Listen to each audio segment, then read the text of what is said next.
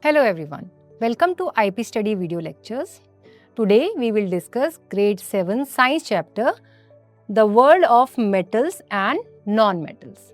In this chapter, we will discuss what makes materials different, minerals, ores and materials, properties of materials, effect of air and water on metals.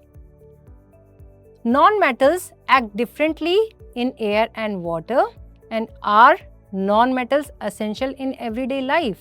So, when you observe materials around you, different objects are made up of different materials.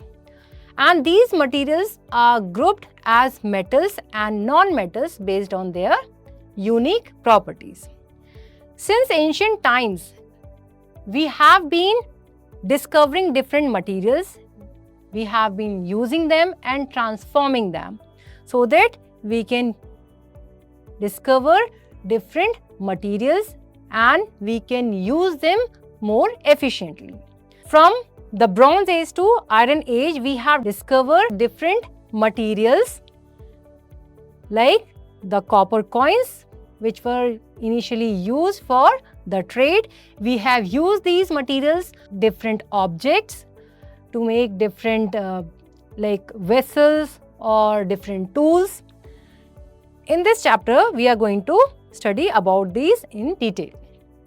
So, what makes materials different? As I said earlier, there are unique properties of each material which differentiate it from the other materials. And these properties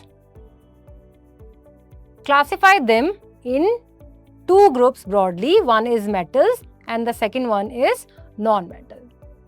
Metals, for example, iron, copper, aluminium, gold, silver, these are metals. And if you notice them, they are hard, they give a shine, they conduct electricity and heat. If you touch a handle of metal pan kept on a stove, you will find it is hot after putting it over the flame. So, it is conducting heat.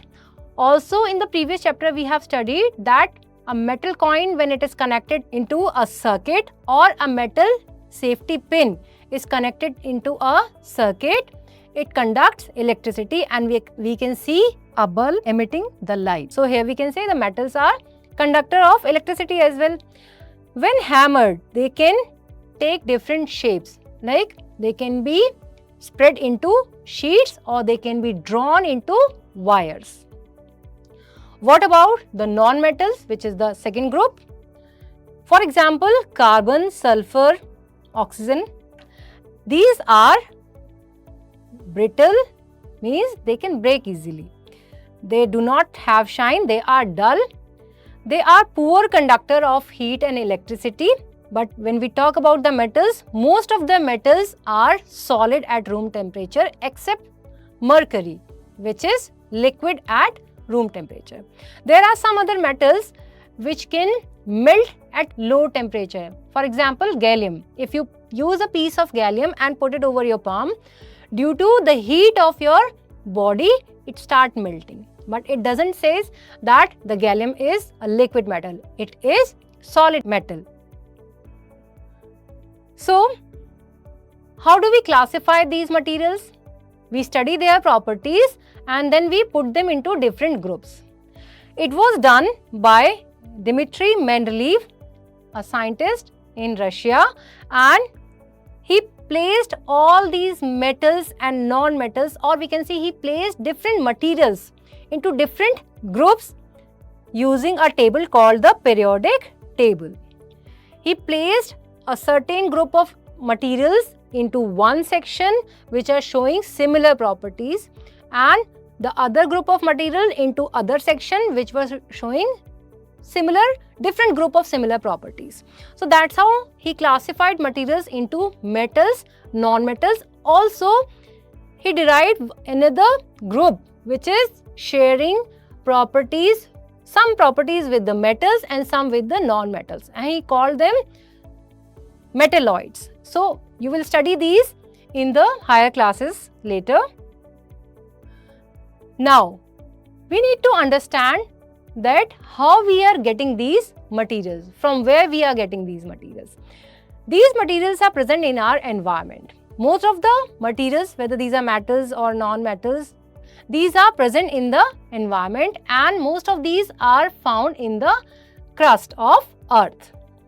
So the Earth crust is like a huge treasure chest filled with these materials, whether these are metals or non-metals, and these materials are called, we are getting from the Earth crust, these are called the mineral. So a mineral is a naturally occurring solid substance found in the Earth crust, and it may have more than one type of metals or non-metals in it. It's not like that the one mineral will contain only one metal or non-metal. We discussed that these are present in the Earth crust. So these are commonly found in the rocks. For example, feldspar, quartz and mica. These are some minerals, and granite is a rock made up of these minerals. So we can say minerals are present in the rocks in Earth crust, and one mineral may have different metals or non-metals in it. How are these present in the earth? These are present in impure form. These are not found in the pure form. That impure form is called the ore. It is a mixture of sand particles, different minerals, in the form of rocks, which we can use to extract the purest form of certain metal or non-metal. So any mineral which have rich amount of like metal or non-metal, which can be processed to extract the purest form of that material, is called the ore. And the process where ore is mined means it is collected from the rocks, and then it is processed where crust, it is heated and treated to remove the impurities from it so that we can extract the pure metal. It is called the metallurgy. So here we can say metallurgy is the branch of science where we are studying different metals and their ores and the process of extracting pure metals from the ores. Occurrence of non-metal. So we studied that metals are usually found in form of ores. What about the non-metals? Non-metals are found all around us in the air, in the water, in our food. So non-metals are present in our body as well. Metals are also present there. Metals are essential for our body. For example, sodium, which we consume in form of salt. So it's a very trace mineral here, which is essential for our body to work properly. Similarly, different non-metals are essential for us to live successfully. For example, oxygen. Oxygen is a non-metal present in the air. We use it from the air directly by respiration process. Also, it is present in various organic compounds. For example, when we check the chemical composition of sugar that we eat commonly, like we can see the glucose. So, glucose contains carbon, which is a non-metal, oxygen, again a non-metal, and hydrogen, another non-metal. So, non-metals are essential for our survival. Oxygen, nitrogen, carbon, these are major non-metals which are present in various compounds in the surrounding and in most of the organic compounds. Chlorine is found dissolved in seawater and can be separated through chemical processes, and it is also an essential non-metal which we use for example, we use it to make the salt. What is salt? Common salt. It is sodium chloride, means a compound of sodium plus chlorine. Chlorine is used for bleaching different objects. So that's how every non-metal is also useful for different living beings. For example, the plants use carbon dioxide to produce the food, and for respiration they are using oxygen. Also, they are dependent on nitrogen majorly to produce the protein components or the different components of the plant body. So here we have classified different minerals majorly into metals and non-metals. Next is the properties of materials. What are these properties? What are these unique properties which help us to classify these materials into as metals and non-metals? First, state and appearances. Materials can differ in appearance. How? You might have seen some materials show shine, but some have dull surfaces. Most of the metals have shiny surface, means they are lustrous. And most of the metals are found in solid state except mercury. Mercury is the only metal present in liquid state. But some other metals like gallium change into liquid state at room temperature very easily because of their very low melting point. What about the non-metals? Non-metals do not have luster, they have dull appearances, and most of the non-metals are found in gaseous state except bromine, which is the only non-metal present in liquid state. Next is ductility and malleability. So we discussed earlier that materials can be hammered to spread them into sheets or draw wires from the materials. When the materials are drawn into thin wires by hammering, so they are called ductile materials, or this property is called ductility.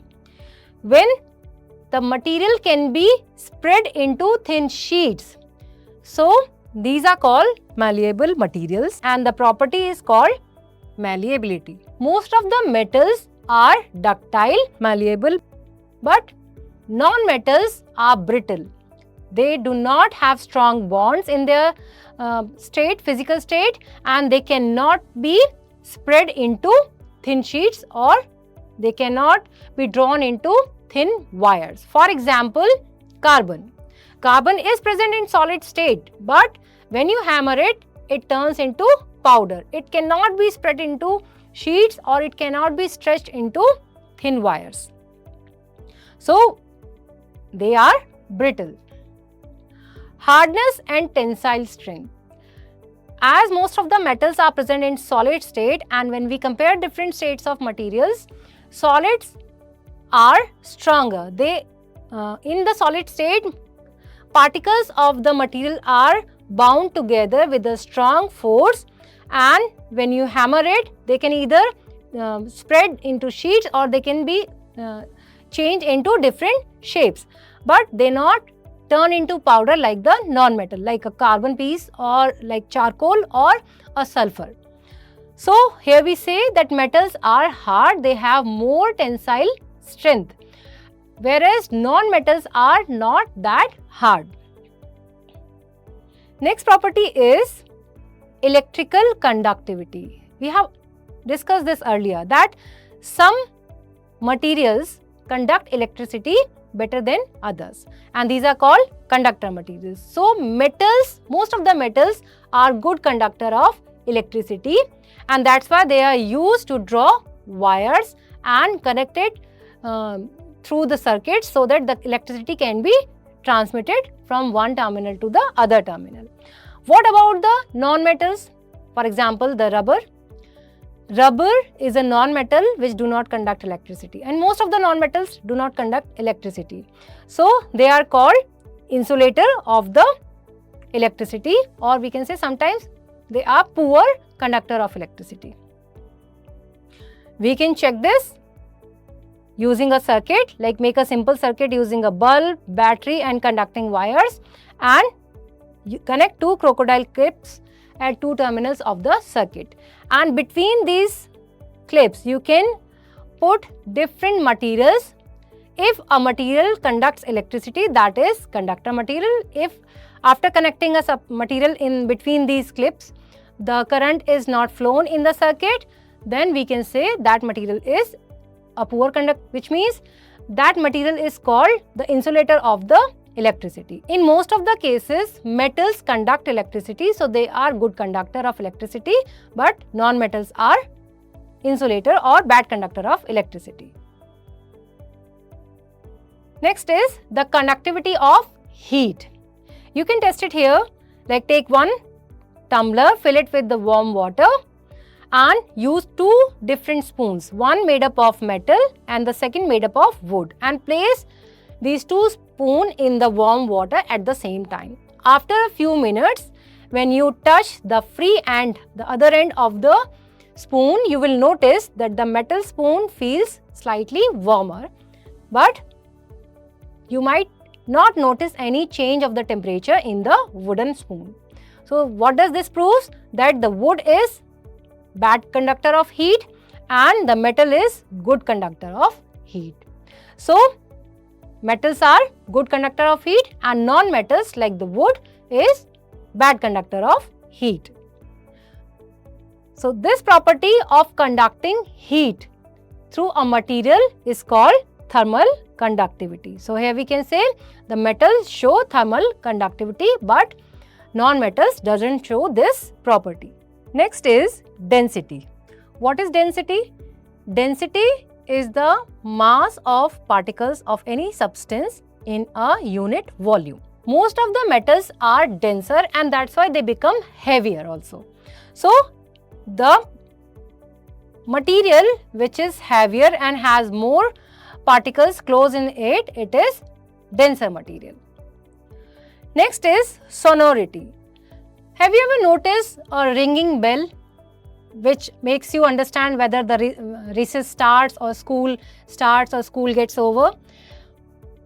In this case, what happens when a metal object is hit by a rod or hammer, it produces a sound. And the property of this material to produce sound when it is hammered or struck is called sonority. Most of the metals produce sound, on the other hand, non-metals doesn't produce such kind of sound. So here we can say metals are sonorous. They produce the sound when they are hit. Next is melting and boiling points. Different materials have different melting and different boiling point. As I discussed earlier, the example of gallium. If you place an iron rod in the flame, first it will become warm, then it will start becoming red hot, and at very high temperature it will melt into liquid iron. But a piece of gallium can be placed at your palm and after certain time it will start melting due to the heat of your palm only. So what we conclude here, that different material shows different melting point. Also different materials boil at different temperature. For example, the tap water will start boiling at one temperature while the other liquid will take less time or more time to boil. That's how materials are grouped into different categories based on their melting or boiling point, which can vary. Next is magnetic property. We have studied about the magnets earlier. Magnetic property means a material is able to attract towards a magnet or it is attracted by a magnet. So if any material is showing that property, it is a magnetic material. For example, nickel, cobalt, iron, these are magnetic materials. On the other hand, materials which are not attracted towards the magnet are called non-magnetic material. Not all metals are magnetic, only certain metals are magnetic. For example, iron, cobalt and nickel. And these are combined in different proportions to make some alloys which shows different properties. Means when these are mixed together, they do not show the magnetic property. For example, steel. Steel also have iron, stainless steel especially, which does not attract towards the magnet.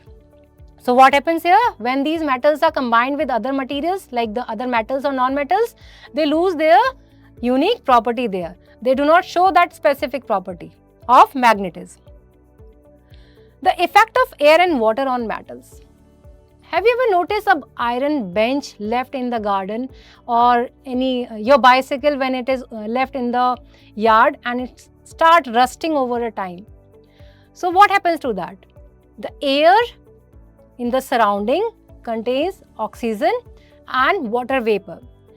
These components of the air start reacting with the metals and they cause rusting. So what is happening here? A process of decaying is happening here, which is called the corrosion of metals. So rusting is the corrosion of iron metals. In this case, iron objects react with the oxygen or we can say the air, specifically oxygen present in the air, and moisture, we can say the water vapor in the atmosphere, and start producing a new compound, means a chemical change occurs here. So what happens? What is produced during rusting process? Iron oxide is produced, which is completely different than the core iron metal. So it shows a different property due to its different chemical composition. What can we do to prevent rusting? We can eliminate both factors required for the rusting or one of these, like we did in the experiment. So we can eliminate contact with the factors affecting the rusting by making chrome plating, means layering of chromium over the iron object, and we can use paints to interrupt the contact of the iron object with the air and water in the surrounding, or we can use oil. Oil also interrupt the contact with the factors affecting rusting with the iron object. So that's how we can control rusting, by painting, oiling, greasing.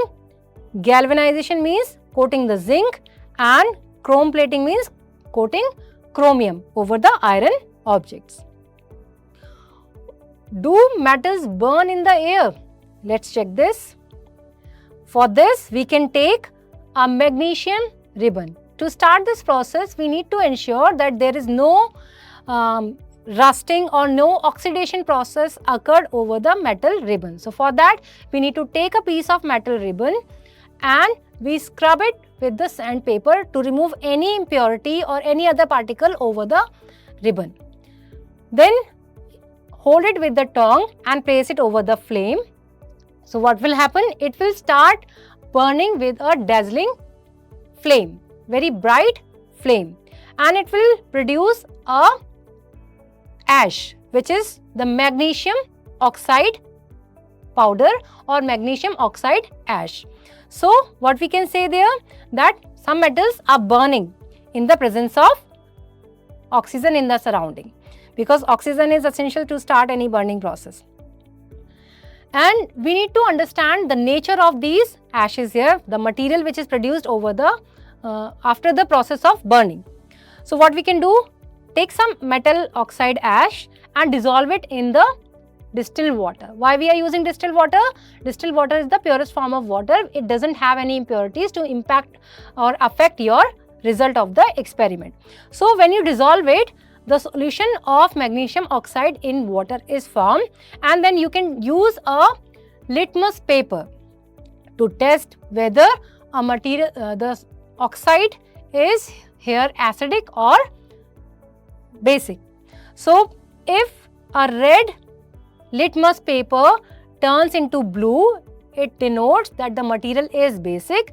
If a blue litmus paper turns into red, it shows that the material is acidic.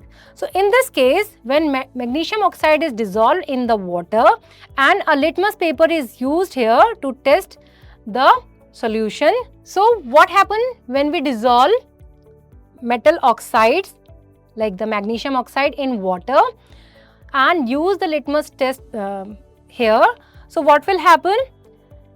The red litmus paper will turn into blue color, and the blue litmus paper will remain blue, means it's not showing any change. So the change of red litmus into blue shows that the solution is basic in nature. So what we can conclude here, that metal oxides are basic.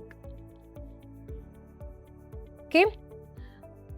All metals do not react with the air and water at the same speed. Some metals react very vigorously. For example, sodium, if left in the atmosphere, it reacts with the oxygen and moisture very vigorously, and it starts producing flames here. So what we do, we store it in the kerosene oil. We do not leave it on the surface, or do not leave it in contact with the water. How do non-metals act with the air and water? Do they act similarly like the metals? No, they act differently. For example, if we take some sulfur powder in a spoon and we burn it, so some ash will be produced there. Take that ash and dissolve it in water and repeat the litmus test. In this case, what will happen? The red litmus paper will not show any change of the color, but the blue litmus paper will turn from blue to red. So this shows that the non-metal oxides are acidic in nature, and non-metals react with air and water to produce acidic oxides in the atmosphere. So that's how we understood that different materials are classified into metals and non-metals based on their unique properties, and they react with air and water present in the atmosphere differently. Are non-metals essential in everyday life? Yes, non-metals are also essential. We survive by various life processes. For example, we breathe. For breathing, we are dependent on the atmosphere. We take in air and we absorb oxygen from that air in our lungs, and we give out carbon dioxide. So oxygen is a non-metal, and carbon dioxide is a compound of carbon and oxygen, which are both non-metals. This carbon dioxide is taken up by plants, which means that plants are dependent on non-metals. Plants are dependent on nitrogen also, nitrogen compounds. So nitrogen is another non-metal. Plants need nitrogen compounds for their growth, and they produces different nutrients like the protein compounds, and we need those protein compounds for our growth. So here we can say plants or animals both are dependent on various non-metals for their survival, so that their life can go well. Carbon is very important non-metal. It is present in most of the fuels, like the coal that we burn. It is most of the pure form of the carbon. Wood, which contains carbon or organic compounds, it is also containing carbon and essential for various purposes, like for making furnitures, for it is used as the fuel, it is used as charcoal. Chlorine is used for purification of water, for bleaching agents. Also, it is present in our common salt. Iodine is used in iodine tincture, which is used for disinfection. Means whenever you are hurt, you have any wound, that is cleaned using the iodine tincture. So here we can say it is used to prevent the infections. So here we can conclude that various non-metals are essential for survival of all living beings. So that's how in this chapter we understood the classification of metals and non-metals. Also, we understood their unique properties.